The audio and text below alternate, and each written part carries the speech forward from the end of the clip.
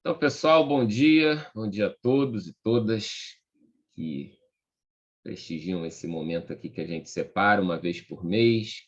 Crisão que está chegando agora aí, toda produzida, estou vendo aí.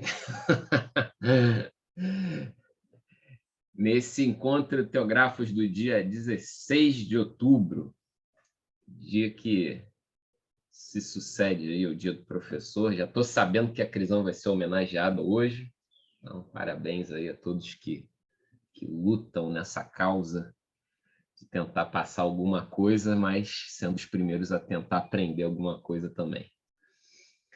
E hoje a gente tem um conjunto de textos, em termos de número de textos, é até um pouco menor do que os anteriores, do que os encontros anteriores, mas hoje talvez seja, né, dessa sequência que a gente tem tratado, o conjunto de textos talvez mais árido assim, para a gente trabalhar. Mas eu sempre fico assim muito na dúvida, né, de exatamente o que a gente vai tratar num próximo encontro e tal. Tem um planejamento meio difuso na cabeça, mas acabaram algumas situações assim convergindo para a escolha desses textos. Fruto do momento que a gente está passando, fruto também da sequência que a gente tem trabalhado, eu acho que chegou a hora da gente botar o dedo nessa ferida de alguma forma e, né, usar essas inspirações paralelas ao texto bíblico para a gente tentar, né, entender um pouquinho um contexto que parece ser um contexto complicado há muitos anos. Parece que se enrolar nessas questões que os textos tratam são problemas permanentes da civilização. Então, vamos começar os trabalhos partindo dos textos bíblicos, como a gente geralmente faz. Patrícia chegando aqui. E, com isso, a gente vai ter dois textos auxiliares. Um do Rubem Alves, texto lá dos anos 80, texto importante, onde ele organiza um monte de ideias para a gente pensar um pouquinho melhor a relação das múltiplas formas da expressão religiosa no contexto de um livro chamado Dogmatismo e Tolerância. E, como segundo texto, um texto do filósofo Theodor Adorno, onde ele comenta, onde ele faz um resumo, tenta aplicar alguns conceitos da teoria psicanalítica do Freud a uma esfera política, né, interpretando alguns movimentos políticos a partir da teoria do Freud. Então, essa salada que a gente vai tentar resolver hoje. Vamos ver o que sai dessa história. Bom, então, o primeiro texto que a gente tem para trabalhar é o texto de Atos dos Apóstolos, um texto que segue a tradição ali do Evangelho de Lucas, né? O pessoal considera Lucas e Atos, né, uma obra em 2 volumes, onde se faz uma espécie de teologia da história, né? O que se quer dizer com uma teologia da história? É pegar a história e interpretá-la teologicamente. E o evento marcante dessa história é o evento chamado Jesus Cristo. De certa forma, a antiguidade converge para Jesus e, a partir de Jesus, toma um outro rumo, seguindo esse período da igreja, vamos chamar assim. Então, Lucas e Atos fazem essa jornada, emendando 2 períodos centralizados ali na figura de Jesus Cristo. E, principalmente no Atos dos Apóstolos, a gente tem uma cena que eu, particularmente, acho muito curiosa, chega a quase ser uma anedota, que aparece aí nesses primeiros movimentos daquelas comunidades contemporâneas ao evento Jesus, que logo sucederam ao evento Jesus. E aí diz assim o texto lá de Atos dos Apóstolos.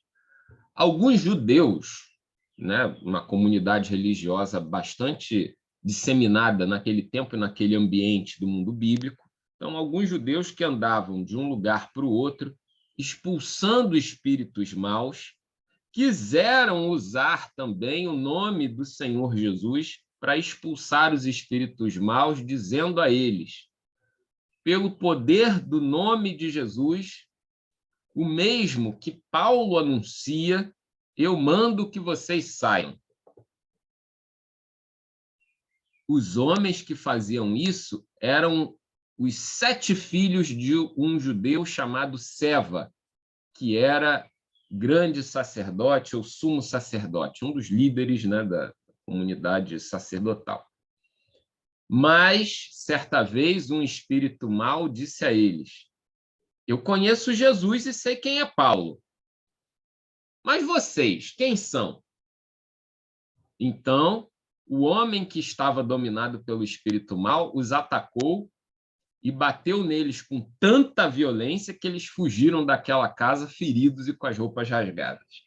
Então, essa é a primeira cena assim, que a gente tem para lidar, né? Uma cena já do Novo Testamento, onde a gente vê a comunidade, alguns membros da comunidade judaica usando, de certa forma, o nome de Jesus como uma espécie de fetiche, um talismã, alguma coisa dessa natureza, com um certo poder de expulsar o que supostamente seriam esses espíritos maus.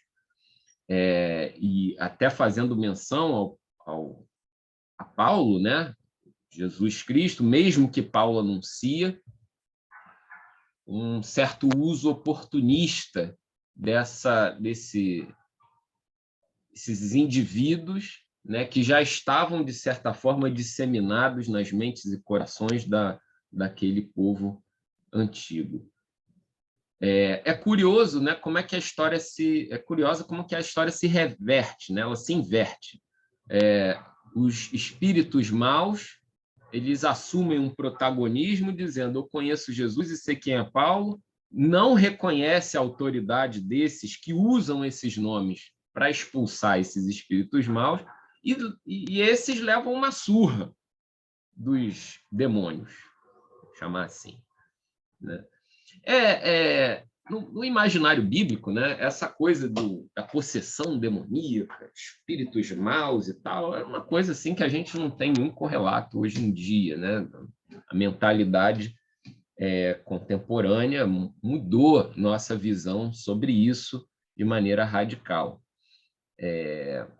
Naquele tempo, né, o tempo de Jesus, uma febre era considerada uma espécie de possessão demoníaca, né? Então, os curandeiros populares, né, rogavam às divindades pela libertação desses espíritos maus quando uma pessoa simplesmente tinha uma febre, né? Imaginem uma febre muito intensa, ou então problemas de natureza neurológica e tal, com delírios, coisas desse tipo, que hoje a medicina consegue patologizar, tratar com fármacos e tudo mais. Naquele tempo, né, o que se fazia era tentar resolver o problema com orações, feitiços, determinados passes mágicos e tal, né? E acabou que o nome de Jesus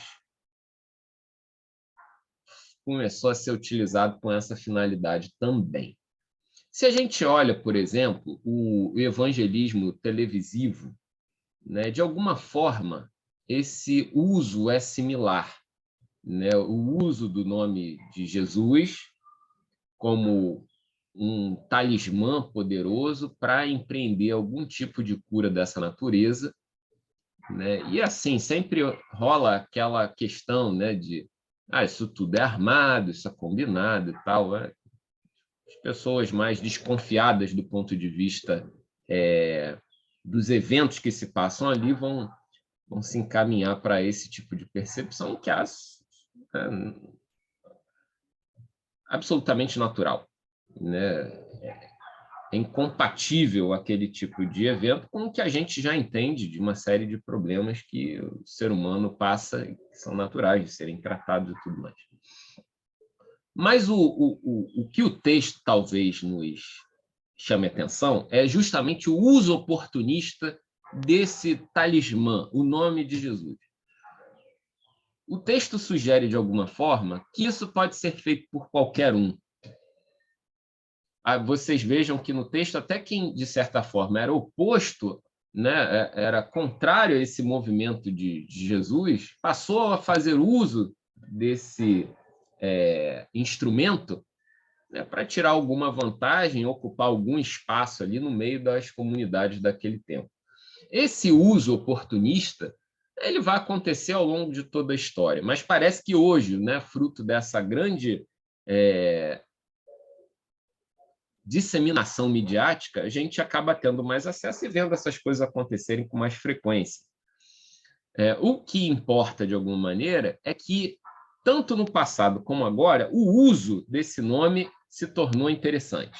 Jesus se tornou uma marca, e essa marca está associada a um monte de sentidos, né, que parecem ser muito úteis para determinados projetos de poder que são muito vigentes no tempo que a gente vive hoje.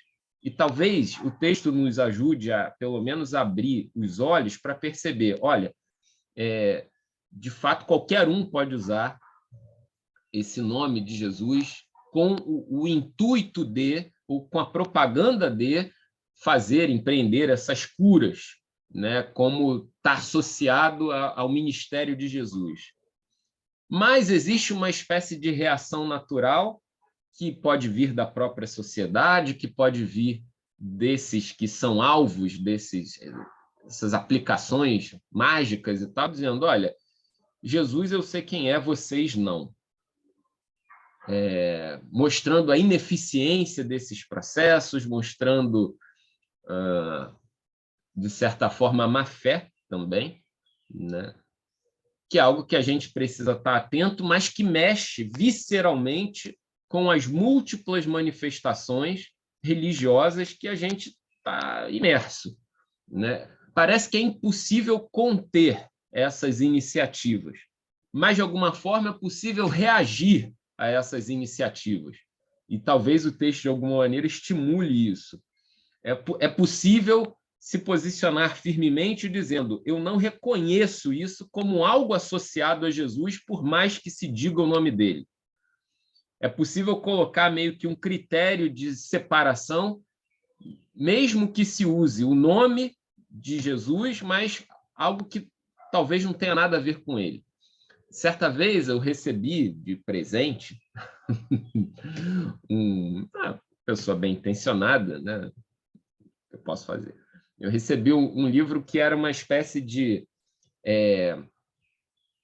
convocação mágica do uso do nome de Jesus, né? Que simplesmente bastava dizer o nome de Jesus e todos os demônios se afastavam, todos os castelos ruíam, todos os feitiços acabavam e tal. É como se fosse justamente o uso desse nome como um talismã, tal qual uma figa, tal qual qualquer coisa, nesse sentido. Então, é isso que importa, né, nessa nossa experiência religiosa, ou seja, esse uso desses talismãs, a gente vai concentrar a nossa experiência religiosa, que parece, né, que já desde o início da nossa discussão aqui, desde o primeiro encontro, nos convoca a assumir a responsabilidade sobre a vida, a contar com esse tipo de elemento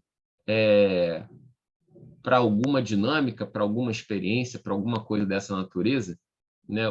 O que seria, de fato, assumir uma responsabilidade e agir no mundo, se pôr no mundo de uma determinada maneira, acaba sendo restrito ao uso de palavras mágicas e tudo mais.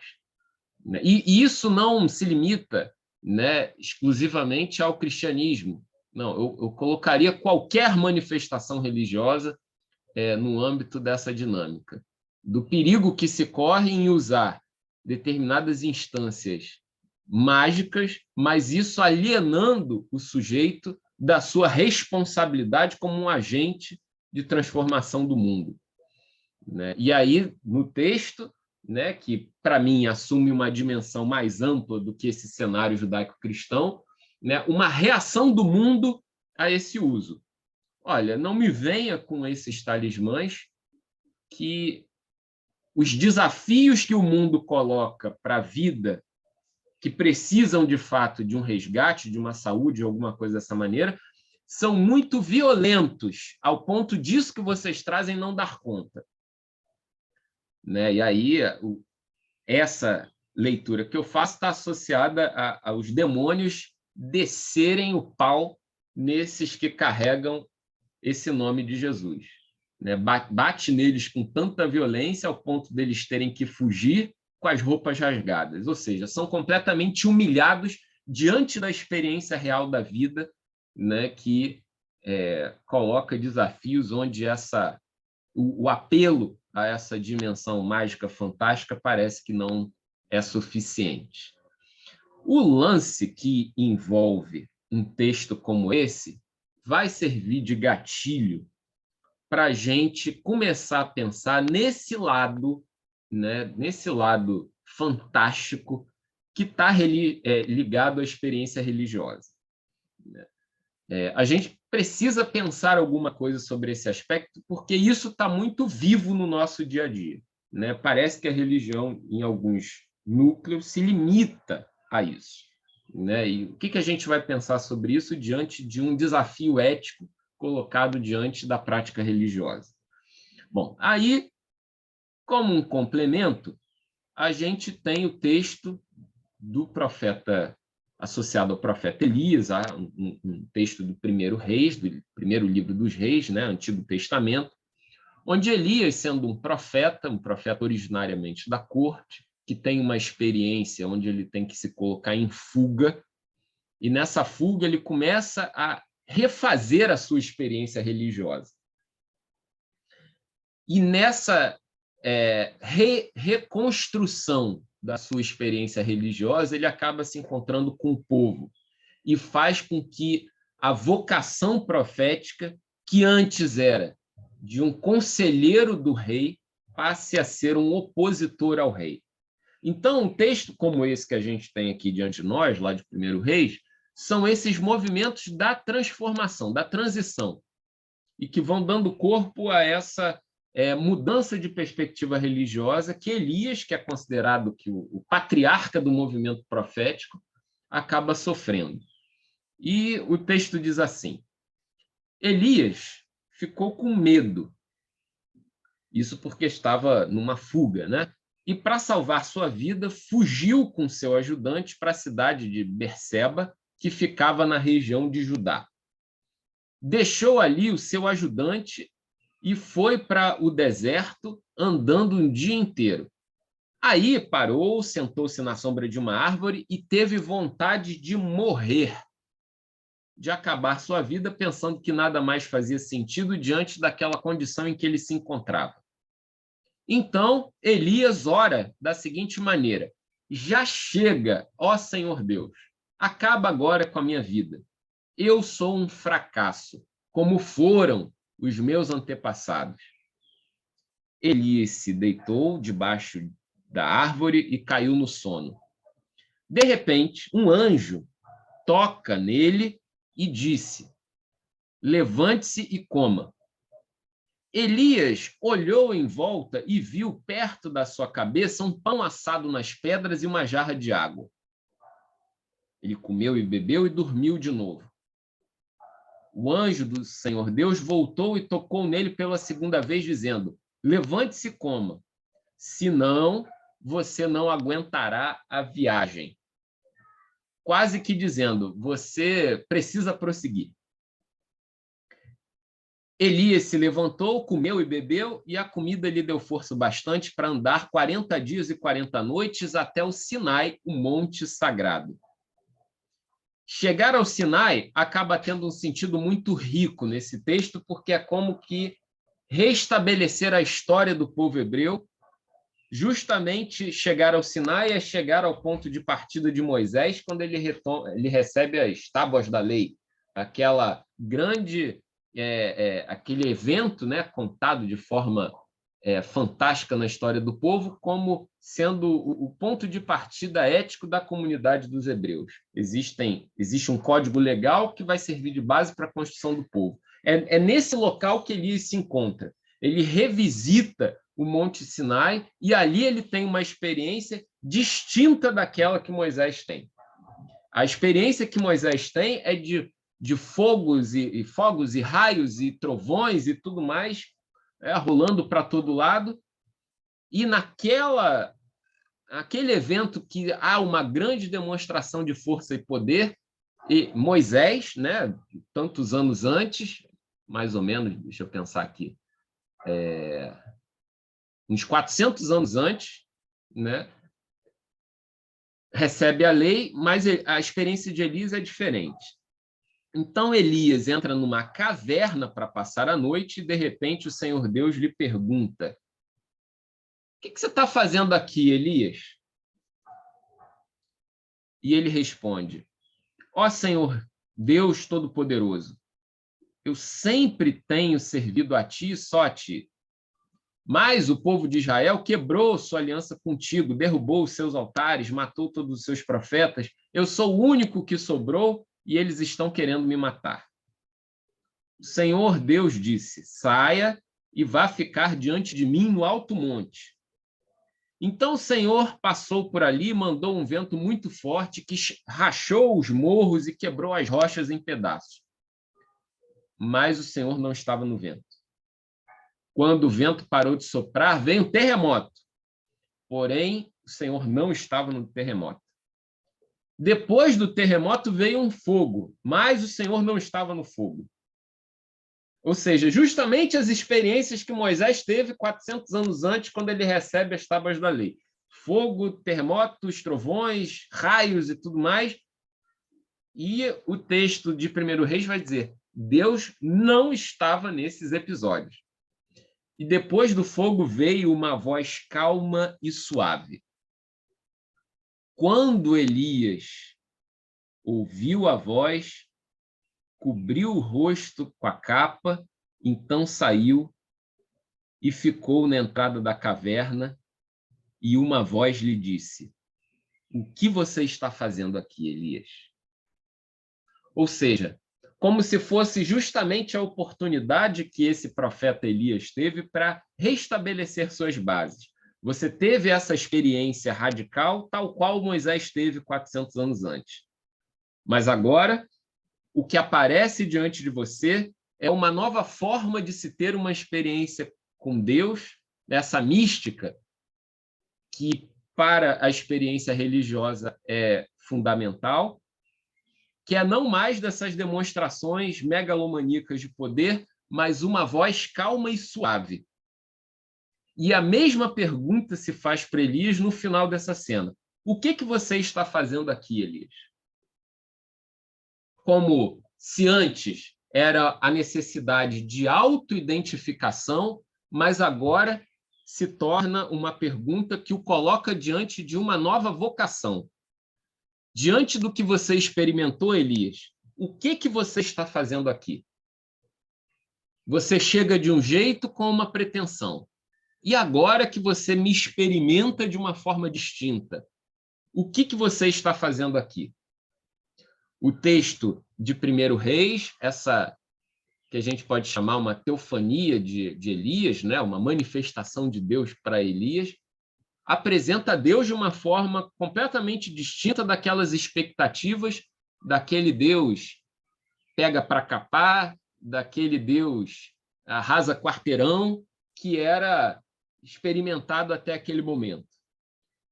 O que se apresenta para Elias é a calma e a suavidade.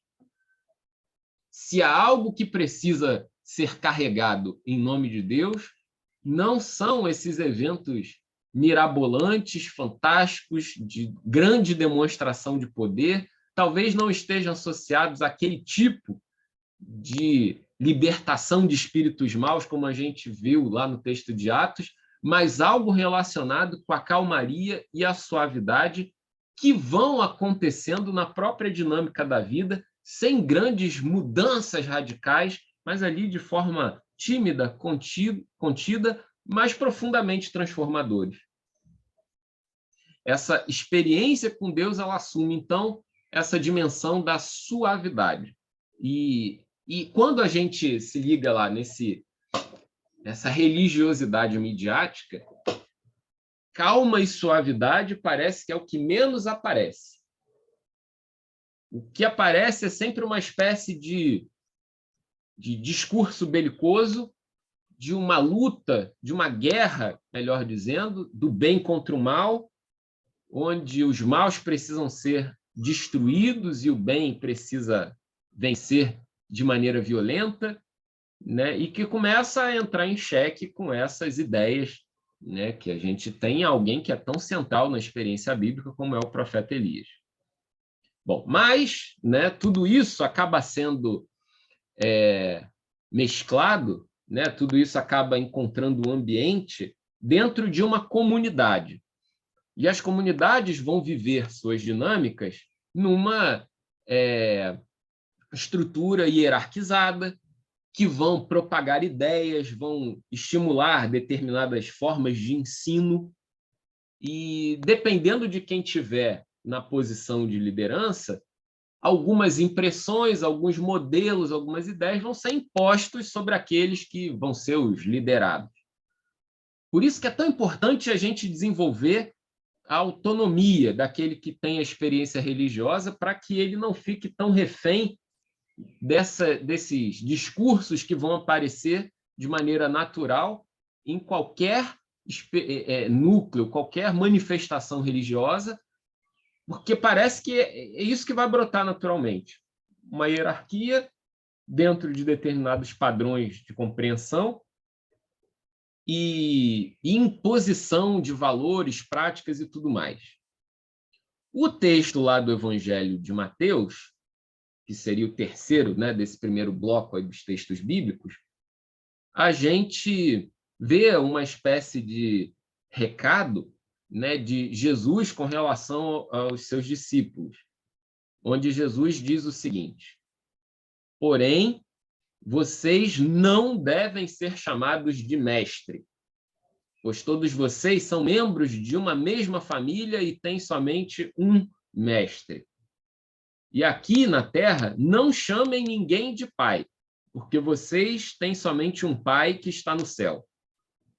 Vocês também não devem ser chamados de líderes, porque vocês têm um líder, o Messias. Entre vocês, o mais importante é aquele que serve os outros. Quem se engrandece será humilhado, mas quem se humilha será engrandecido. De alguma forma, Jesus apelando para um discurso onde ele roga, né, essa imagem de Deus como Pai, do Mestre como essa figura do Messias e tudo mais, ele suspende a possibilidade dessas hierarquias se estabelecerem de alguma forma. Ninguém deve ser chamado de mestre, ninguém deve ser chamado de líder, ninguém deve ser chamado de pai. O que vocês precisam fazer de alguma maneira é promover uma dignidade da vida a tal ponto que as pessoas se tornem autônomas de alguma maneira, ao ponto de conduzirem suas vidas de maneira digna, de maneira potente, mas sem essa subordinação tão radical. A subordinação que deve haver é de todos em favor de todos. Mais importante é aquele que serve ou que se dispõe a servir os outros. Quem se engrandece será humilhado, e quem se humilha será engrandecido.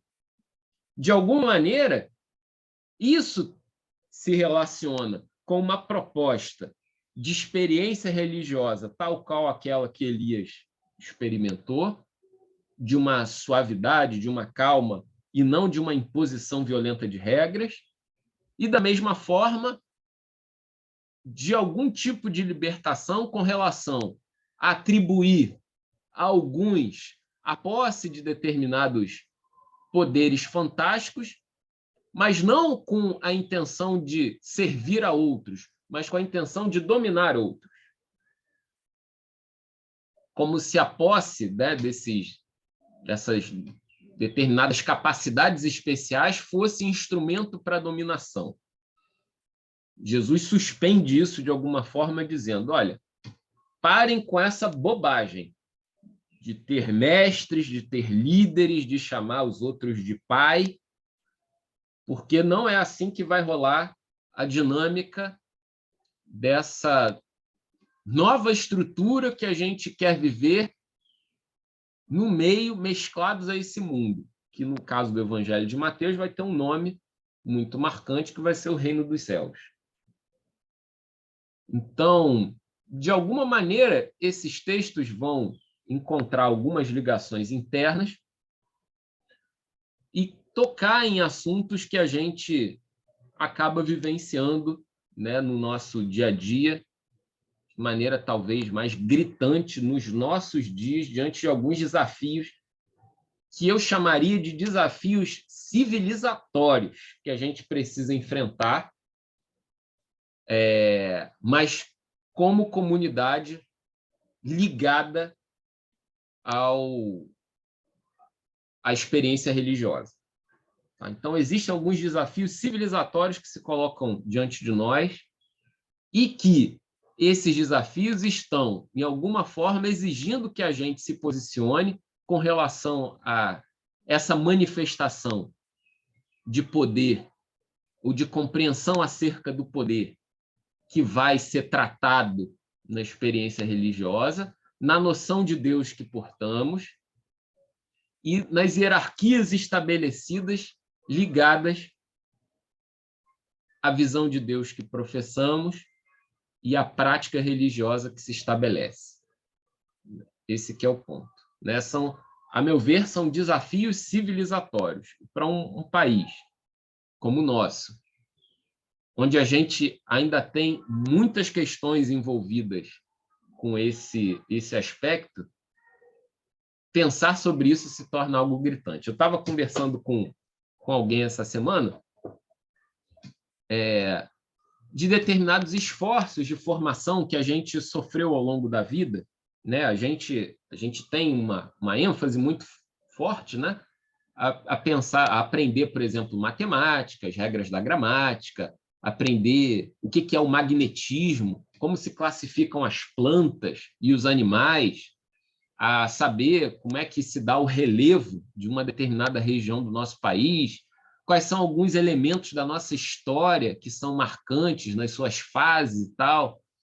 Mas existem alguns esforços que parecem que foram colocados de maneira muito tímida, quem sabe até marginal, num programa de formação escolar. Né? Aproveitando aí a esteira do dia do professor, que foi ontem, a gente pensar, o que está em jogo quando a gente, né, está trabalhando nesse nível de formação do cidadão que vai mexer com a percepção dele como um agente de transformação do mundo. Então, né, pensando assim, pelo menos na minha história individual, eu lembro de vários esforços nesses caminhos, matemática, gramática, isso, aquilo e tal, e o quão pouco foi exigido de mim para pensar, por exemplo, o que é, nunca me foi perguntado isso, eu posso estar falhando na minha memória, mas eu não lembro de nenhuma provinha que eu tenha feito na escola que tenha me perguntado o que é o cidadão, o que é democracia. Mas é justamente isso que está em jogo quando a gente está pensando na construção de uma sociedade. Se preocupa com coisas que são tecnicamente importantes, porque esse cidadão vai ter uma profissão e ele vai agir construindo essa sociedade da sua profissão, mas pensar de maneira ampla o que é essa construção onde ele se coloca e que talvez devesse ser feito desde as primeiras experiências sociais da criança e tudo mais, isso acaba ficando um pouquinho de lado. O que é democracia? Algo que parece que hoje está, de alguma forma, em xeque. Pelo menos o valor dela. O que é isso? Né? E que dentro do nosso amadurecimento escolar, a gente poderia ir trabalhando de forma bem sistemática e gradual, mas pelo menos, né, pensando em alguém que nasceu no início dos anos 80, que passou a sua fase escolar ali até ensino médio, até os anos 2000, né, que de alguma forma não foi provocado a pensar essas coisas no ambiente escolar. Aí a gente retoma a nossa conversa lá, talvez do primeiro encontro. Está aí um papel assombroso das comunidades religiosas de causar, sim, um impacto positivo no mundo, complementar essa formação por um viés ético, por um viés democrático, se é que essa comunidade religiosa vai valorizar isso, né? Mas de uma percepção do que esse que tem uma religião, como que ele precisa se portar no mundo, né? Ou seja, um eterno esforço pedagógico. É preciso complementar a formação das pessoas. Talvez secundarizando aquilo que a gente viu lá no primeiro texto. Toda aquela manifestação de poder e tudo mais, e colocando isso em primeiro lugar. Usar o texto bíblico e os textos sagrados todos que estiverem disponíveis para nós com esse viés prioritário. Talvez tentando encontrar na vida em sociedade a voz calma e suave da divindade, que faz a vida acontecer não aos trancos e solavancos, mas que vai, em todo tempo, convocando a gente a responder a mesma pergunta que Elias foi perguntado. O que você está fazendo aqui, Elias? O que você está fazendo aqui, Alberto? O que você está fazendo aqui, Laura? O que você está fazendo aqui, Crisão, Gisele, Patrícia? O que vocês estão fazendo aqui? Aqui no mundo. O que vocês são, em última instância, na sociedade que vocês se encontram? O que vocês se dispõem a ir sendo na vida que vocês levam? Né? Então, uma pergunta que coloca a gente em xeque diante de uma ação no mundo, de se encontrar, se encontrando, vivendo, né? Sendo desafiado a cada passo que se dê. Bom, nesse sentido, a gente começa a mergulhar no texto 2, que é o texto lá do Rubem Alves, um texto sacado de um livro de 1982, chamado Dogmatismo e Tolerância, um texto que já foi objeto de estudo aqui de algumas pessoas do grupo. Quem nunca passou por esse livro na vida, eu recomendo muito que vocês leiam esse livro. É um livro fantástico para organizar algumas ideias a respeito de como que, no caso específico do livro, o protestantismo dialoga com um cenário religioso cristão mais amplo à sua volta. E o texto, ele coloca logo de partida, pelo menos desse capítulo, né, que foi separado aqui para o nosso encontro de hoje, uma necessidade que o cristão vai ter, e aí a gente pode extrapolar para qualquer manifestação religiosa, o que significa ser cristão? Uma necessidade de responder essa pergunta. Essa pergunta, no ambiente cristão, vai ter a sua história própria, que talvez tenha a sua história própria, mas, lógico, mudando a pergunta, em outros ambientes, como, por exemplo, o que significa ser budista? O que significa ser da Umbanda? O que significa ser hindu? O que significa ser do candomblé em termos essenciais? E, no ambiente protestante, a gente pode encontrar algumas características gerais que talvez nos ajudem a responder essa pergunta num contexto mais amplo. É partindo desse ponto de vista mais cristão que a gente é colocado diante de um problema para pensar.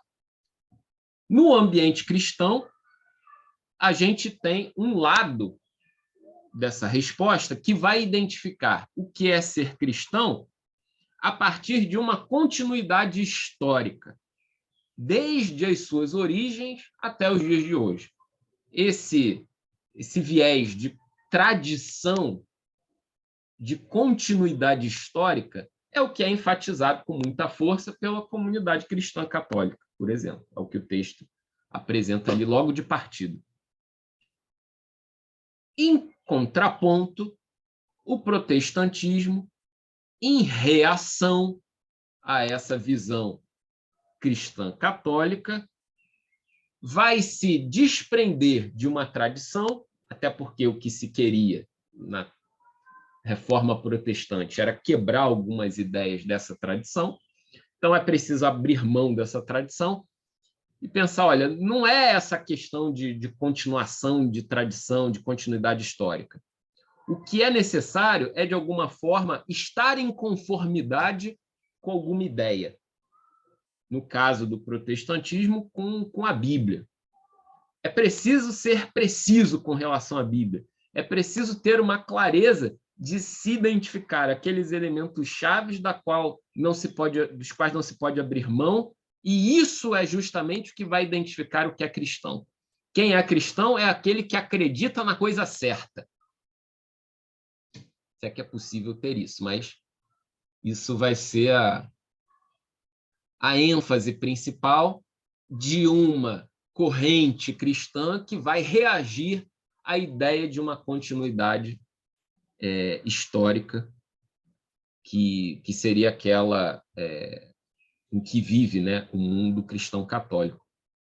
Que, vamos combinar, é até muito consistente, né? Quem somos nós? Nós somos aqueles que vimos desde o passado e vamos nos refazendo conforme o mundo se refaz, mas a gente mantém alguma identidade com aquilo que está lá atrás. O movimento protestante ele rompe com essa identificação histórica e passa a ter essa identificação com uma ideia. O problema é que, nessa de você se adaptar ou de se identificar a partir de uma ideia, alguém precisa dizer qual é a ideia certa. E o que vai se fazer com aquele que não tem, ou que não sustenta, ou que não consegue assimilar, ou pelo menos se compatibilizar, aquela ideia que é assumida como a certa? Aliás, quem é que vai dizer qual é a ideia certa? Bom, então, por esse caminho dessa adesão intelectual a um determinado conjunto de ideias impostos de uma determinada forma por um grupo, algo que tenha sido mobilizado por movimentos históricos, por lutas de poder, que faz parte de toda a construção histórica. Então, diante disso, a gente encontra, na defesa radical dessas ideias, que são consideradas como originais e absolutamente corretas, um movimento que o Rubem Alves vai dar o nome de fundamentalismo. E a Bíblia vai ter um papel central, porque a Bíblia vai ser a fonte de todas essas ideias corretas. O que se adapta à Bíblia, o que se adapta ao que está normatizado, principalmente, né, nesse critério de norma. O que se adapta ao que está normatizado da Bíblia é a verdade. O que se contrapõe a isso vai ser o erro, vai ser o desvio, vai ser aquilo que precisa ser eliminado de alguma maneira. Bom, se o que está em jogo, então, é esse critério de corretude e a necessidade de eliminação do diferente, a gente já se vê aí diante de uma espécie de prática violenta. Tanto é que, durante muitos anos, a Igreja protestante, principalmente no Brasil, que começa de maneira arredondada, tá? No início do século XX, Rio de Janeiro, São Paulo e Salvador, adotou durante muitos anos a prática da, de certa forma, expulsão, desligamento ao bem dessa disciplina doutrinária. Quem não se adapta está fora. Quem não se submete a esse conjunto normativo, rua, sem dó nem piedade. Não há o que se adaptar. Porque qualquer tentativa de adaptação é frustrar aqueles preceitos normatizados como absolutamente corretos. seja, não há capacidade de revisão ou de, pelo menos, de autocontextualização histórica. O cara tem um conjunto de regras e vai assumir aquilo quase que literalmente como algo que se coloca como norma para todo o tempo, em qualquer lugar, em qualquer contexto, né? Independente da sua intenção. Ou seja, são mais legalistas do que aqueles profissionais que agem, que trabalham com a lei no dia a dia. Qualquer lei nossa é interpretada, porque ela entra em xeque ou em choque, muitas vezes, por conta da evolução social que vai se construindo com outras normas e tal, não sei o quê. Então, isso tudo estimula uma necessidade de interpretação. Mas o fundamentalista não. Ele vai assumir um conjunto de regras como fixo, e o que está fora daquilo é o que precisa ser extirpado de alguma forma. Bom, tem o outro lado dessa história. É o de não se adaptar a essa, por ideia, né, a um conjunto de regras ou de percepções, mas também não se adaptar a essa continuidade histórica do mundo cristão católico, mas imaginar que a experiência religiosa se dá de forma individual, emocional, de um encontro místico com a figura de Jesus Cristo. Isso é o que o Rubem Alves vai chamar de pietismo. Esse lado místico, irregrado, que não está muito ligando para essas fórmulas ou uma corretude de ideias para aceitação. E aí ele vai dizer, olha, o protestantismo vai ficar nesse pêndulo. De um lado, o pietismo, do outro, o fundamentalismo. O protestantismo vai ficar nessa eterna briga entre dois extremos que são muito complicados. Parece que falta, usando os termos aí do nosso dia a dia, parece que falta uma terceira via, né, que foge dessas opções que não são interessantes. E aí a gente vai ver, por exemplo, no desafio, né, que é um desafio, o desafio da experiência religiosa ecumênica, a possibilidade de rever essas coisas, de atualizar esses conceitos, de dialogar intelectualmente com outros grupos, de ampliar o espectro de experiências individuais, emocionais, né? Mas isso é muito diferente, porque isso vai frustrar os dois extremos. Só que, para o Rubem Alves, ao tempo que ele escreve, em 1980, esse lado mais emocional ele ainda é mais frutífero, porque como ele não se adapta de maneira tão clara a regras estabelecidas, porque ele não está muito ligando para isso, ele consegue se amoldar mais. O problema maior é o fundamentalismo religioso, porque ele é fixo, ele se considera como uma solução pronta para os problemas do nosso tempo, independente do tempo que vivemos. A solução já foi dada. Basta que a gente consiga localizar os nossos problemas dentro daquele conjunto de soluções que foi dado lá no texto bíblico, por mais violento que ele seja. E aí a gente vai vendo, nos dias de hoje, nesses ambientes religiosos, principalmente protestantes, que são os que a gente está mais ligado e acaba conhecendo mais, né? Uma espécie de enfraquecimento, de despotencialização de tudo aquilo que a experiência religiosa poderia provocar de bom no ambiente da sociedade. Ou seja, pensar, por exemplo, como o protestantismo, o catolicismo, o budismo, e todos os outros nomes possíveis, como sendo agentes de transformação do mundo, acaba sendo pode ser deixado de lado em favor da defesa de uma ideia correta. E os problemas novos que se apresentam no mundo são fruto de uma espécie de grande capacidade do homem de criar problemas por conta da sua maldade intrínseca e tudo mais. O que seriam problemas novos que vão nascendo com a própria evolução social?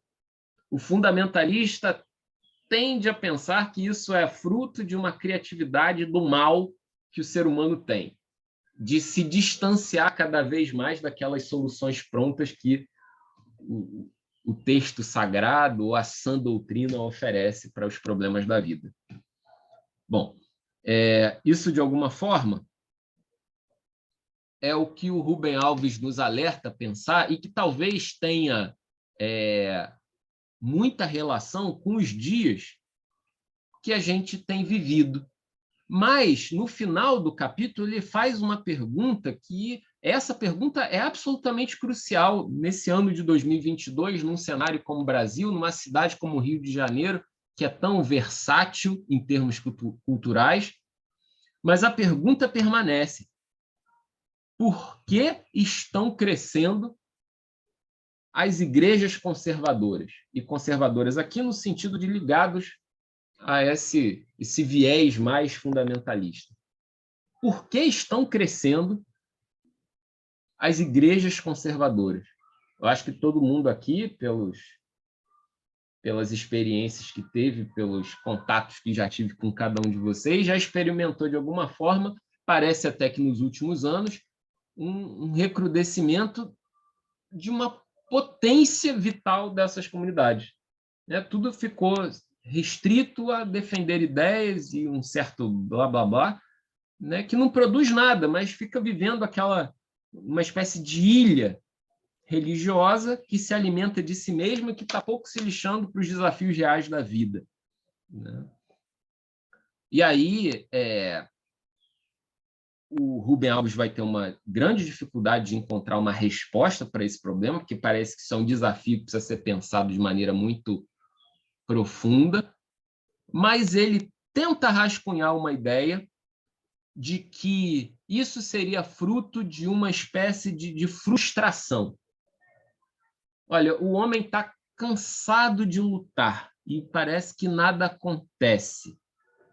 Então, esse desapontamento, esse cansaço faz com que essas respostas religiosas, de um tipo dogmático, final, absolutamente resolvido, acabem se tornando mais atraentes. Essa é a resposta que ele dá. Parece que, diante de muitas decepções que foram construídas ao longo da vida, diante de oportunidades-chave que aconteceram, mas se perderam, uma espécie de cansaço social do homem religioso o levou a se entregar. Olha, isso aqui está resolvido, isso resolve a minha vida, isso me atende em termos de fórmula, isso é capaz de expulsar, voltando lá ao primeiro texto, os demônios da minha existência. Só que o que é curioso é que isso também é uma anulação da força vital da experiência religiosa.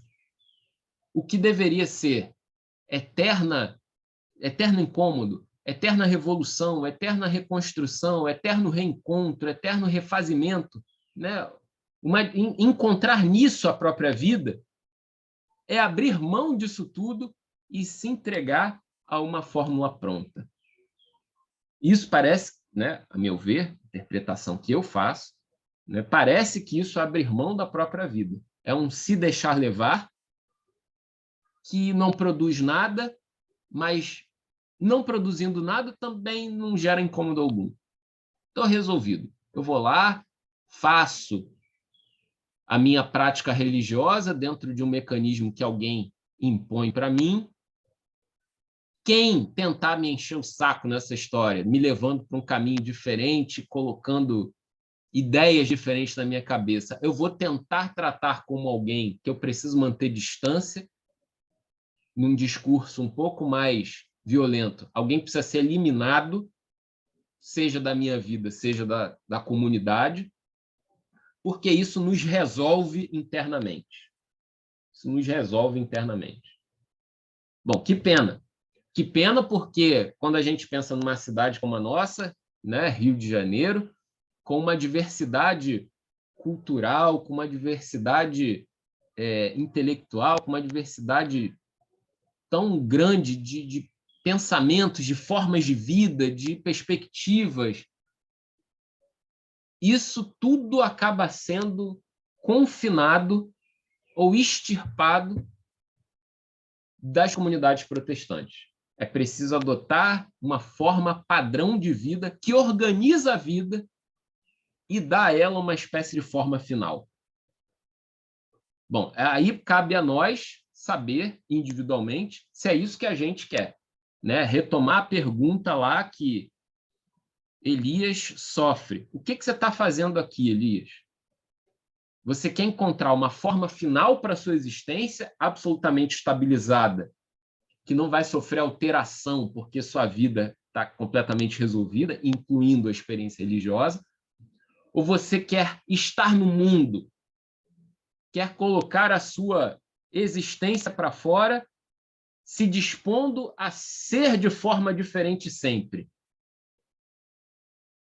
Resolver a sua vida vai ser se colocar diante do novo o tempo todo, não de forma autodestrutiva, né? Mas de forma sedimentar. Eu vou me encontrando comigo mesmo, sendo a cada dia novo de novo, me dispondo a relações novas e tudo mais. Bom, então, fazer uma pequena pausa por aqui. Os textos iniciais lá, motivados num contexto, esse texto do Rubem Alves. O que a gente poderia dizer, pelo menos no primeiro momento, acerca do nosso contexto e a identificação desse fundamentalismo que parece que está aí latejante no nosso contexto, né, como uma força castradora de existência. Mas, assim, a gente precisa perceber, isso é o que parece estar dando as regras da vida cotidiana a partir da perspectiva religiosa. Um recrudescimento, um aumento do conservadorismo, uma espécie de autoentrega ao que o Rubem Alves vai chamar de fundamentalismo. Primeiro, a gente concorda com o Rubem Alves, isso faz sentido, a gente consegue identificar a nossa sociedade como entregue a uma ideia como essa? Como é que vocês jogam com essas provocações que o Rubem Alves faz? Essa é aquela hora que vocês falam alguma coisa e tal.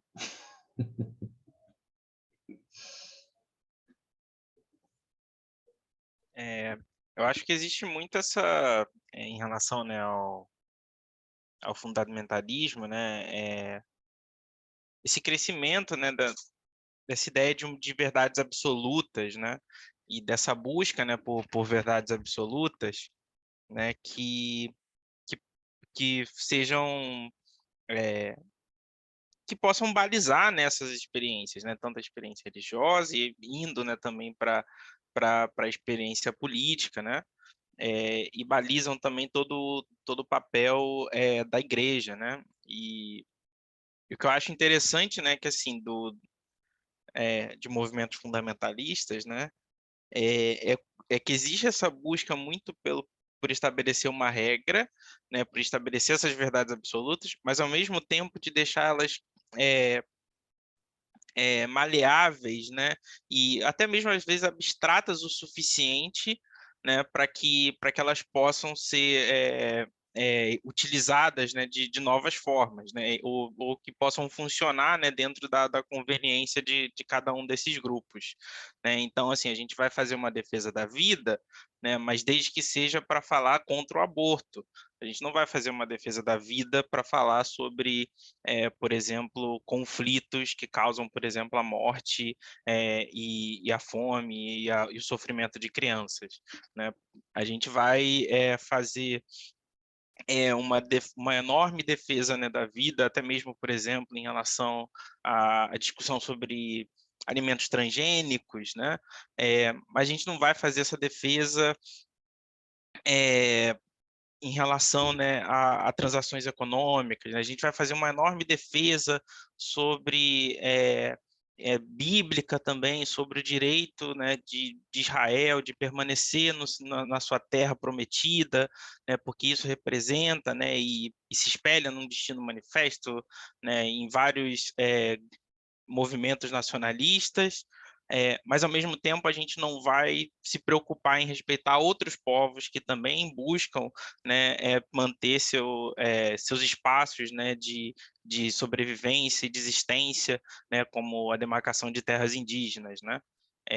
Então, e isso sempre vira e é muito fácil ficar maleável, porque se você simplesmente diz que seu princípio, por exemplo, sei lá, é uma família, né, e a gente gosta de colocar isso, né? E não essa família tradicional, é, e só que é maleável o suficiente para que, tipo, olha, se eu estou com uma família tradicional aqui agora, né? Se eu me mostro com uma família tradicional, eu consigo dizer que eu defendo uma família tradicional, independente do meu passado que não era tradicional, independente de eu não propor esse futuro tradicional. E então assim, eu acho muito interessante isso, né? Como isso é um pouco abstrato e como esses grupos, né, usam, né, essa ideia de princípios e de fundamentos, né, para promover seus próprios ideais convenientes, né? Então, assim, eu acho que uma discussão que eu acho que também vai ter muito e que eu vi recentemente, né? É, que algumas pessoas falando de que, assim, não faz sentido a gente, uma pessoa que não era religiosa, né, falando, não faz sentido a gente ficar dialogando com grupos religiosos, porque eles sempre vão ir para o fascismo, é isso que a história está nos mostrando. Independente daquilo que eles estão pregando, eles sempre vão cair para o fascismo, sempre vão cair para essa normatização da realidade, né, de acordo com aquilo que eles pensam. E não tem muito o que questionar sobre eles. E eu fico pensando justamente nisso. Será que a gente tem uma saída, né, para não pensar esses fundamentos numa normatização da realidade? Ou será que a gente consegue propor uma normatização da realidade que permita, né, uma dignidade, uma liberdade, né, que possam propor algo diferente, que não seja uma imposição, que não seja essa natureza dominadora, né, que várias religiões colocaram ao longo do tempo, né, e eu fico nesse questionamento, assim, porque no final das contas, né, existem vários fundamentalismos, né, qualquer fundamento que você colocar, você também pode pesar, né, muito, né, nesse propósito. Então, assim, é algo que eu me questiono bastante, assim, dentro desse debate.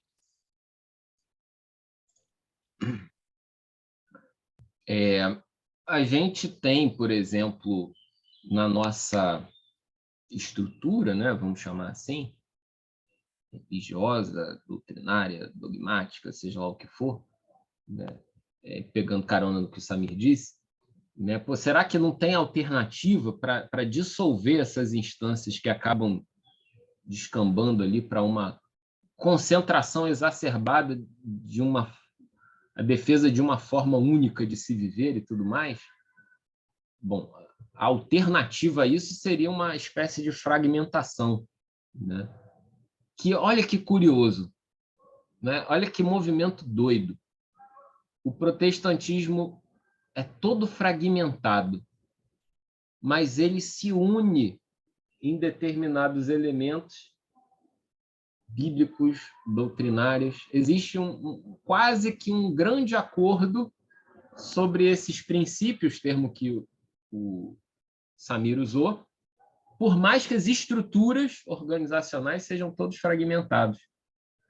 É uma união disfarçada,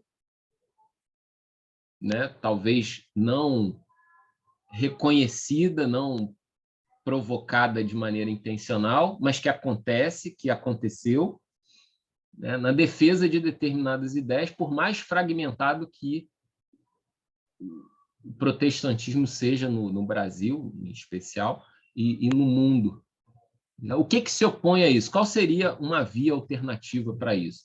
Né? E aí essa coisa do diálogo, né? Bom, de certa forma, no movimento protestante, tudo vai girar em torno de um livro que vai ser sacralizado. No caso ali, o texto da Bíblia. O ponto de encontro de todos eles acaba sendo uma espécie de supervalorização desse texto, como ele sendo o ditador das regras sobre como se deve viver. Para diferenças de outra natureza, sobre como as formas mágicas da vida religiosa acontecem, como sobre qual a forma correta de fazer uma oração, sobre se é possível falar em línguas ou não, para além dessas diferenças, há uma certa convergência que remonta à própria origem do movimento protestante, que nunca se abriu mão. Ninguém abriu mão disso. Da própria Bíblia como essa instância impessoal, mas como um instrumento pessoal de estabelecimento de regras, né? Foi um acordo que se deu de maneira não planejada. Será que seria pensar demais que, talvez, suspender um pouco, né, essa divinização desse instrumento seja o caminho para a gente construir algo diferente, sem abrir mão das nossas características ou das características daquele que se diz cristão, essencialmente, pensando, por exemplo, nesse exemplo dado nos evangelhos e por Jesus Cristo, que vai pegar a tradição e vai dizer, olha, até então estava dito assim, mas eu digo dessa outra forma. Refazendo, em função da vida, o sentido que se dá a esse instrumento. Colocar um instrumento, no caso a Bíblia, no seu lugar de instrumento, de ferramenta, e não de uma espécie de autoridade por si, que, por ser impessoal, acaba sendo até mais cruel do que uma autoridade pessoal, né? Porque essa autoridade impessoal ela vai atravessar a história de maneira incólume. Mas as autoridades pessoais elas não resistem à história. As pessoas morrem, aparecem outros, com ideias diferentes, e vão moldando o cenário, vide a própria história da Igreja Católica, que é sensível às suas lideranças. Quando entra um papa, vem um novo, quando sai um papa, entra um novo, né? Como é que ela vai se dinamizando com o tempo? No caso do movimento protestante, está lá a regra, ela é permanente na história, é o texto bíblico. E ao assumir ele como critério final e absoluto de estabelecer regras sobre a vida, as formas que se cristalizaram ao longo da história parecem ser mais resistentes a essa dinâmica de lideranças pessoais que vão se sucedendo, né? Assim, por que isso se dá? Eu não sei, mas parece que é isso que acontece, né? Parece que foi mais rápido essa cristalização do uso da Bíblia, do texto sagrado, né? E aí a gente vê em outros ambientes um dinamismo maior, uma flexibilidade maior, uma disposição a encarar os seus textos sagrados numa dinâmica diferente, onde vai tentar, com força, dialogar a vida prática com esse conhecimento do sagrado, com essa expectativa, né, de uma mística pessoal e tudo mais, mas, ao mesmo tempo, sem abrir mão da vida real, né? Nesse sentido, né, de quem dá as regras do jogo, a gente vai encontrar no texto 3, que é um texto de 1951, do filósofo Theodor Adorno, algumas luzes que parecem ser muito fortes para o tempo de hoje a respeito dessas centralizações exacerbadas do poder, que, para o texto que a gente tem, vai se chamar de fascismo, que é um nome que acabou tendo uma espécie de retomada, né, nos últimos anos, né? Facilmente encontramos determinados líderes sendo chamados de fascistas, isso e aquilo, né? Mas o que está em jogo nessa dinâmica fascista e como que isso dialoga de maneira tão intensa com as formas desse fundamentalismo se dar? Então, o Adorno, nesse texto de 1951, né, um texto que está completando aí seus 71 anos, né, esse ano de 2022, ele parece que está falando para o nosso tempo, tentando encontrar, a partir da ideia lá do Freud, a geração, né, encontrar as formas de geração desse elemento centralizador da vontade, do desejo das pessoas. Como é que isso nasce? O que está em jogo no estabelecimento dessas lideranças que são tão intensas? E por que o povo se entrega de uma maneira tão cega a esses que se colocam como lideranças dessa forma? O que está em jogo aí, para usar o termo, que é um termo bastante forte nesse contexto, que é o que está em jogo nessa psicologia de massa? Tem um texto do Freud que vai ser o texto base, né, que o próprio Adorno vai trabalhar, que é um texto de 1926 chamado Psicologia das Massas e Análise do Eu, né? Esse é o texto lá do Freud. São textos assim que a gente não pode abrir mão no tempo de hoje. Parece que são textos muito fortes para a gente compreender melhor a nossa realidade, né? E que estão muito ligados àquela ideia lá do texto de Mateus que a gente leu. Olha, não chamem ninguém de mestre, não chamem ninguém de pai, não chamem ninguém de líder. Isso é muito perigoso. Mas é uma anarquia, né? É abrir mão de qualquer forma de organização e ficar uma confusão generalizada? Ou, como Tolstói fala no outro texto, que se há uma anarquia possível é de simplesmente colocar o governante no seu papel de funcionário. O governante como aquele que trabalha para o povo, não como legislador absoluto, não como déspota, não como o rei, não como o professor maior do povo, não como mestre, não, mas como aquele que é pago para executar um serviço de conduzir os trabalhos da nação. Então, esse texto do Adorno, ele vai analisar dentro, né, do vocabulário lá do vocabulário freudiano, alguns elementos que vão alimentar essa figura que é tão forte e que parece que há uma espécie de apelo popular à existência dela. Parece que as pessoas gostam disso, como a Cris está falando aqui no chat. Freud fala que a massa, o grupão, não raciocina, vai no embalo. E parece que é o que estamos vendo. Mas, assim, é para todo lado. Uma espécie de expectativa de ser guiado. Já viram uma expressão que tem sido utilizada no dia de hoje? Que é uma expressão curiosa. O gado. Mas é disso que estamos falando. Mas, assim, transcendendo qualquer partidarismo político. É uma tendência de comportamento como um rebanho, como gado, como alguém que não raciocina. O lance é o seguinte, dentro dessa perspectiva freudiana, esse líder, esse que está colocado nessa posição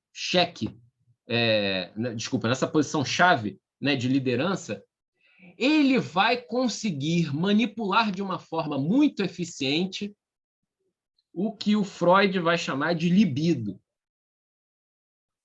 mais libido, a relação que a gente tem para essa palavra, não tem a ver com o desejo sexual trivial, mas não, com os desejos que mobilizam nossas forças vitais, com os desejos que mobilizam a nossa existência.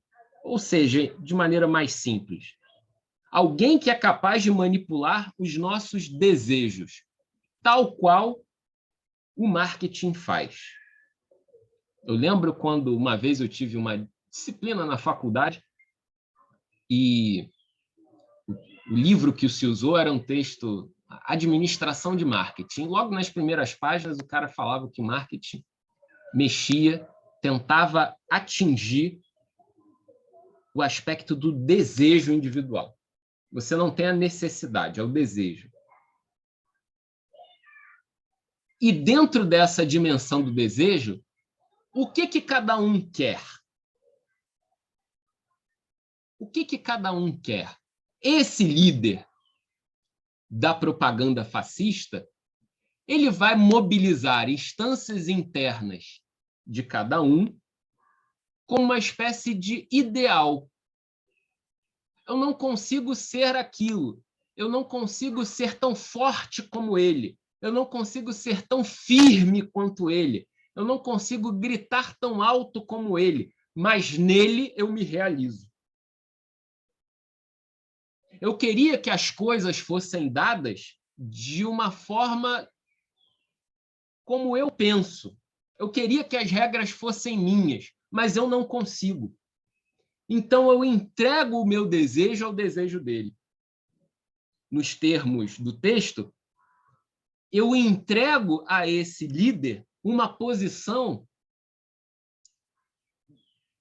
de um certo pai que vai regular a minha vida sendo um modelo para eu seguir.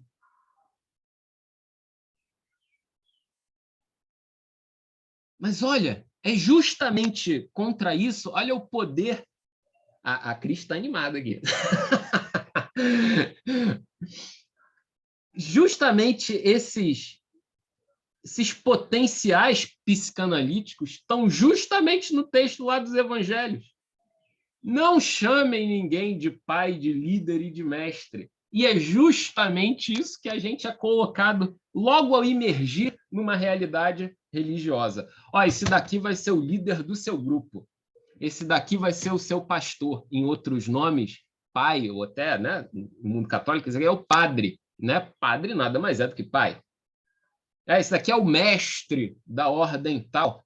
Pô, pera lá, você está entregando o jogo da sua vida para alguém decidir. Mas é justamente isso que parece que, nos termos do Freud, parece que é esse o movimento de massa. É essa desistência de viver a própria vida, de abrir mão da responsabilidade sobre a própria vida, como eu preciso que alguém me diga o que fazer. Eu preciso me espelhar em alguém mais, eu preciso que alguém seja, usar os termos aqui da Cris, que seja o grande outro, que eu realizo a minha existência e que essa realização se dá em agradá-lo. Quanto esforço na cultura cristã, protestante, evangélica, naquela dinâmica de agradar o pastor.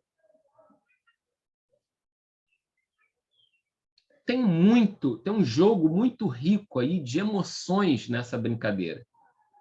Mas o que está em xeque nessa história toda é uma suplantação da autonomia.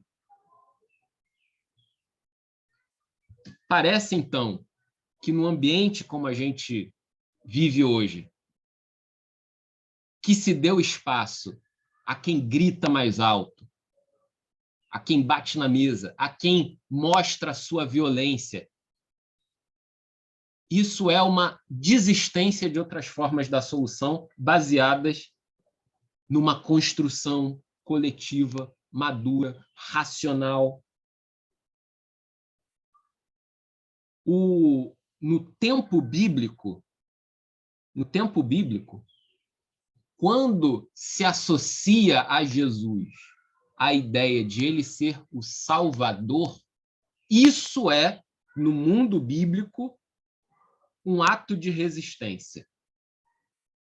Se a gente olha com o vocabulário dos dias de hoje, isso pareceria uma infantilização. Ah, Jesus é o Salvador. Então, quer dizer, você não dá jeito na tua vida, você precisa de uma boia que vai te resgatar. Mas, no tempo bíblico, isso era um ato de resistência. Em que sentido? Aquele que recebia a alcunha de Salvador do mundo, aquele ao qual se deveria atribuir o título de Salvador, era o imperador de Roma. Dizer que Jesus é um Salvador é justamente colocar o imperador no lugar secundário. Pô, mas isso não tem nada a ver com aquilo que eu fui motivado a fazer quando eu fiz minha profissão de fé. Você reconhece que Jesus Cristo é o único e suficiente Salvador da sua vida? Aí a pessoa vai dizer sim, porque também se não disser sim, não vai ser batizado, que era aquilo que ela queria. Mas olha o contexto díspare do uso dessas palavras. É um uso praticamente subversivo, dizendo eu não reconheço a autoridade do imperador como alguém capaz de salvar minha existência, mas eu coloco essa outra instância, um pé rapado da cidade de Nazaré, como alguém com uma vida capaz de transformar a minha. E outra coisa, simplesmente se entregar cegamente à ideia, Jesus dizendo, não, por ligações intelectuais, doutrinas e tal, eu me adapto a um conjunto de normas que diz que Jesus, magicamente, é aquele que tem poder de eliminar pecados, e por isso eu entrego as rédeas da minha vida a esse outro que eu vou me idealizar, que eu vou querer agradar, porque ele é quem dá as regras da minha existência. Eu arrisco dizer que talvez nem tenha sido isso que Jesus quis para a nossa vida individual. Quando ele vai dizer aos seus discípulos, olha, vocês vão pelo mundo. Vocês precisam ser espalhados. Vocês precisam viver a vida de vocês. Vão de 2 em 2 para vocês se ajudarem. Vão de 2 em 2 para vocês se ajudarem, mas suspendam essa dinâmica de hierarquizações, não por uma organização das instituições, não é isso, mas de condução da vida.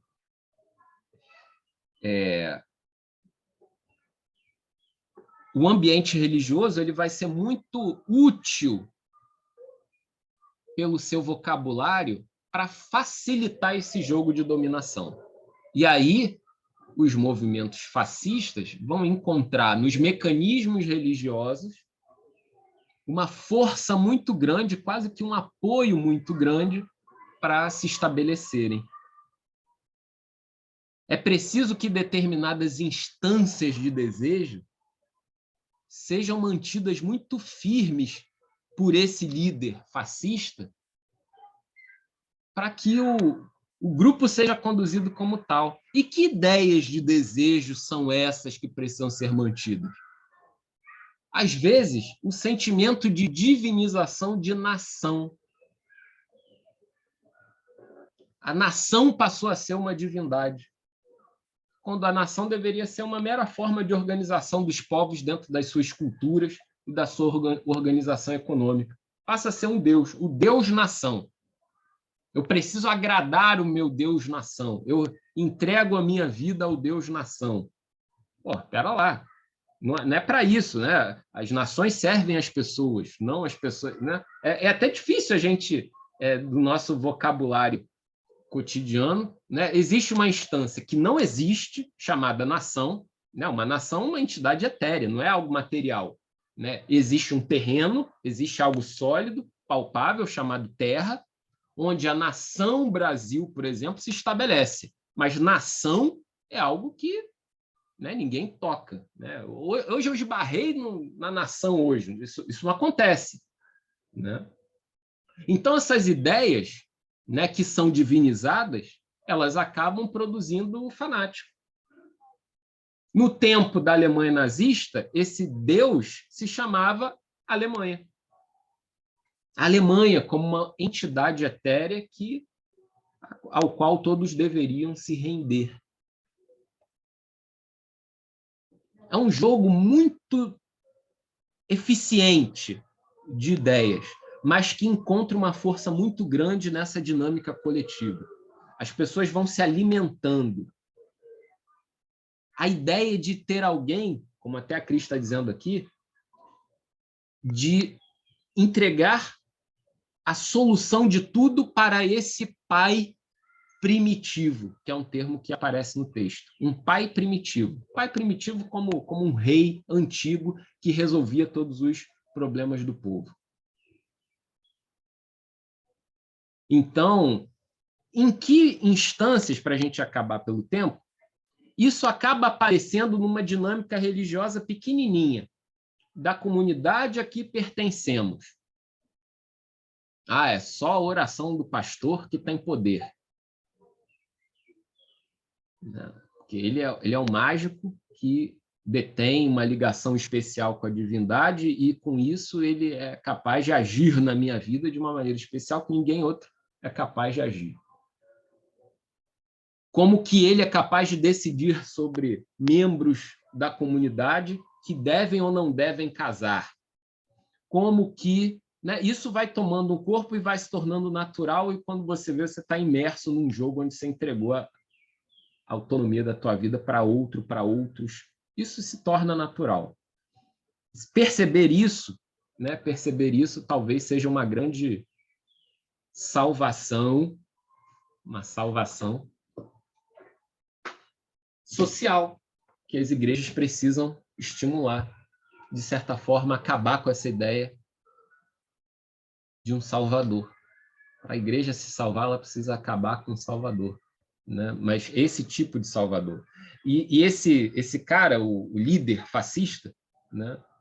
Ele aparece de uma forma muito versátil. Ele, às vezes, vai se apresentar como um homem do povo, como aquele que lidera com força, mas que é capaz de viver na sua aparência elementos do dia a dia, que vai demonstrar fraquezas que a gente também tem, só que ele é tão idealizado que vai conseguir vencer isso tudo e se tornar o ideal dessa forma para todos os outros que não conseguem se realizar plenamente. A Cris Fio, que está aqui mostrando, porque ela é a nossa... Eu tô dando um tiro no pé aqui, né? Porque ela que é a nossa expert aqui no assunto. Né? Se eu falar... Não espero nada, você está falando direitinho, pode ficar tranquilo. Mas a gente já vai acabar, porque quanto mais eu falo, mais risco eu corro, né? Então... E mais embalo eu pego aqui para escrever, né? Eu também vou me segurar. Obrigado. Aí, voltando à pergunta do Samir, qual a saída que a gente pode encontrar? Bom, a Cris deu uma dica aqui para a gente. Se revoltar contra esse pai primitivo. Mas não contra uma pessoa específica, um CPF dado. Contra essa nossa disposição de acolher com tanta naturalidade esse alguém que vai ocupar esse papel. Como se a gente pegasse na nossa mente, no nosso coração, e ocupasse esse espaço com alguma coisa. Com algo que vai ser o nosso exercício racional de autonomia. O problema que a gente encontra nessa perspectiva toda é que pensar numa psicologia de massa vai descambar para uma percepção de um comportamento irracional das pessoas. As pessoas estão agindo de forma irracional, né? Isso é meio que um natural envolvendo uma psicologia de massas. Elas estão agindo porque estão sendo levadas, elas não estão conscientes da sua vida, alguém está dizendo como agir, elas se espelham nesse pai, nesse grande pai e tudo mais, Mas fica aquela duvidazinha no fundo. Será que é irracional mesmo? Será que as pessoas, no ponto que a gente se encontra, não desenvolveram, por uma série de motivos difíceis de serem mapeados, interesses e crenças que levariam a esse comportamento louco que a gente vê hoje a ser uma decisão racional?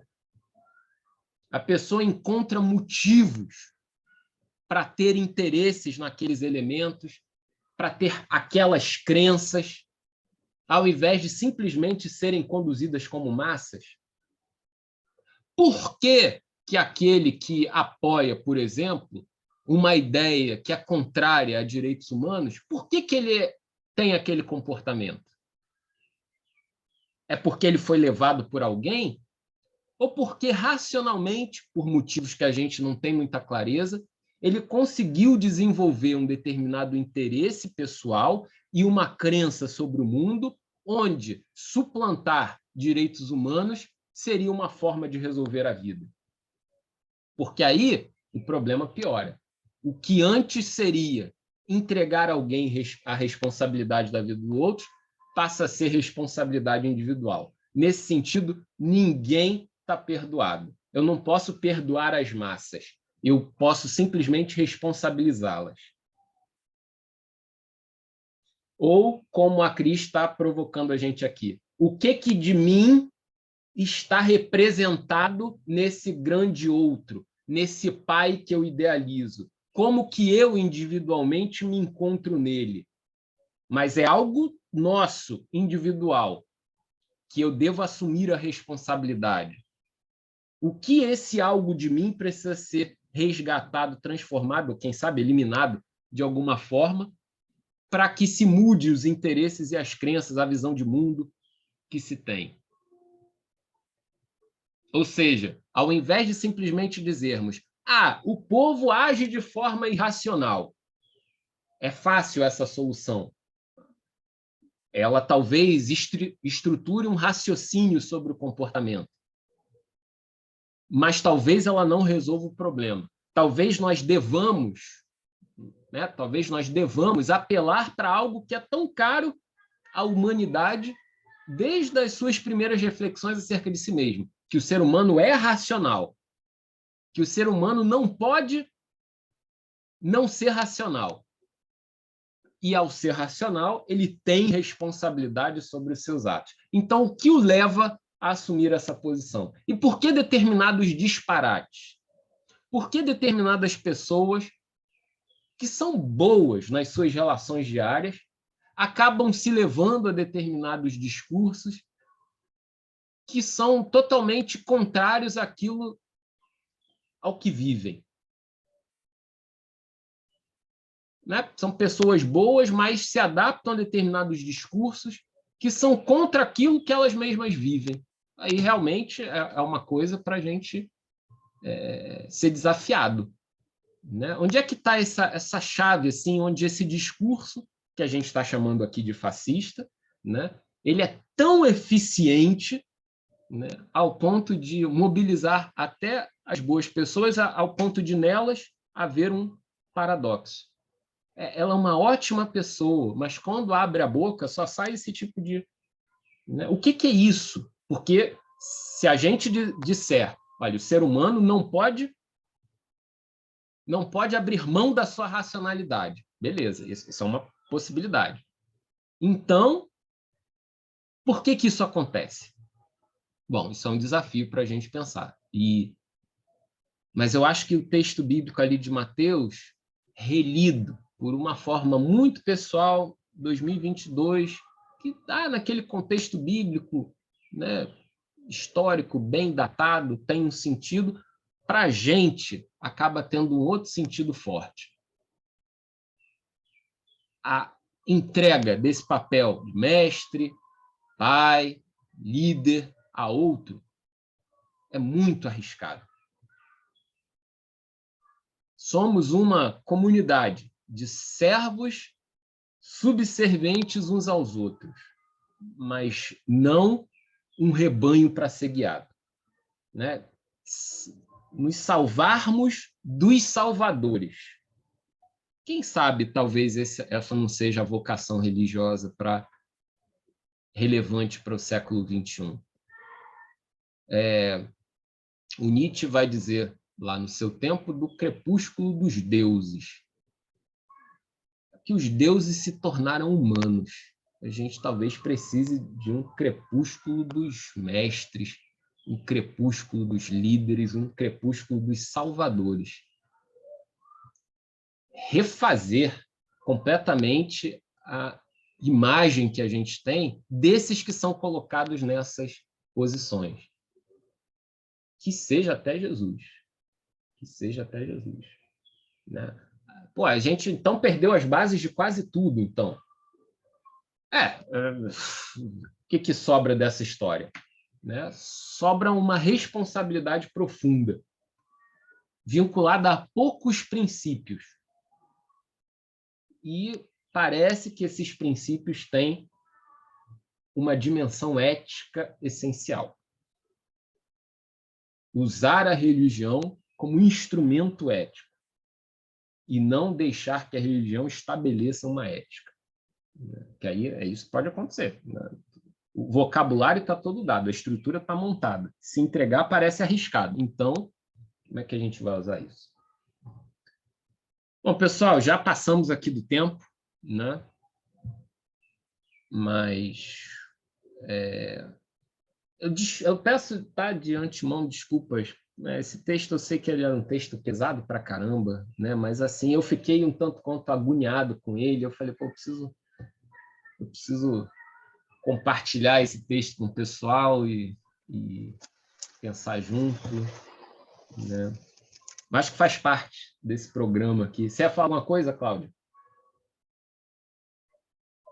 Não, acho que ela só esbarrou. Eu vou falar, foi deveras enriquecedor.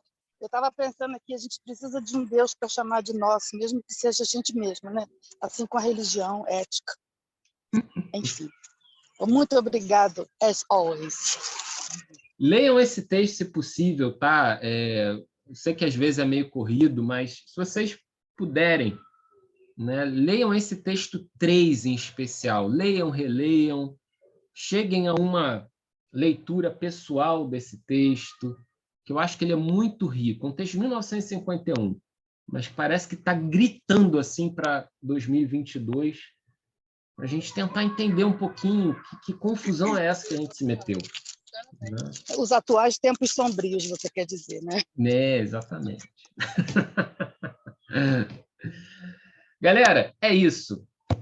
Muito obrigado por todos vocês estarem aqui. Vocês tenham um excelente almoço. A gente se esbarra de novo aí no mês que vem. Esse mês que passou rapidinho, quando eu vi, falei, Cíntia, semana que vem já é um negócio, tem que separar os textos aqui e tal. Então, a gente está correndo aí, né? Muitas emoções, mas em novembro a gente se encontra aqui de novo. Obrigado, Samir, obrigado, Cris, que interagiram aqui nos textos, na discussão, e todos vocês que leram, trocaram ideias aí durante a semana. É isso. Valeu, galera. Daqui a pouco eu boto no YouTube lá o nosso texto. Bom domingo para vocês. Até mais. Bom domingo todo mundo. Bom domingo. Valeu, Jaque. Valeu. Abração.